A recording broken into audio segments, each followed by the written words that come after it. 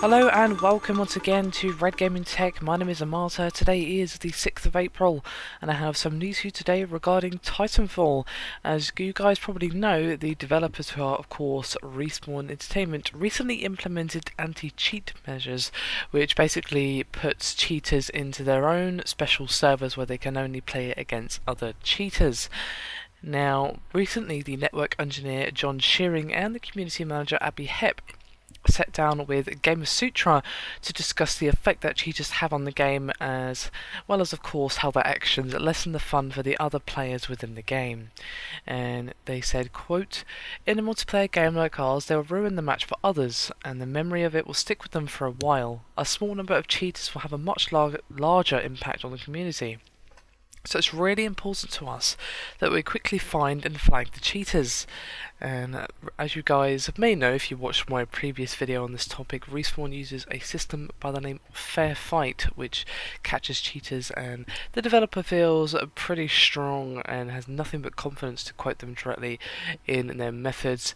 And basically they cited how well it filtered the good from the bad in Battlefield, and then they continued by saying, quote, "We're careful to look at each cheating scenario and see if it's a bug, a cheat, or just an unexpected use of the game.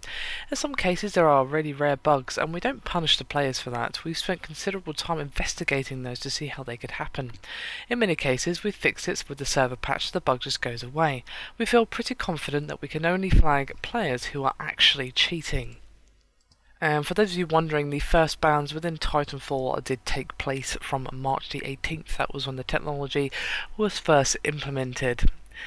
Now, it's pretty safe to say that even a small group of cheaters can affect a multiplayer-focused title such as Titanfall in quite a negative manner, of course. You know, I don't think anyone would want one of their games ruined by someone hacking or whatever.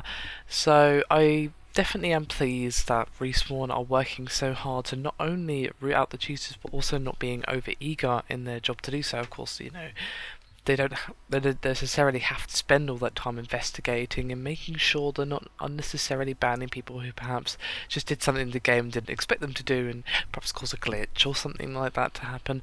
You know, they want to limit the amount of false positives as much as they can, and while they may still happen from time to time, I would imagine that they're fairly reasonable people, they do from the sound of it. But I'd like to hear from some of you guys. Have you seen any evidence of cheaters within any of the games you've played, or even just some unusual behaviour in terms of glitch, or someone making use of a glitch or a bug, or just something happened by accident that was really weird and unusual?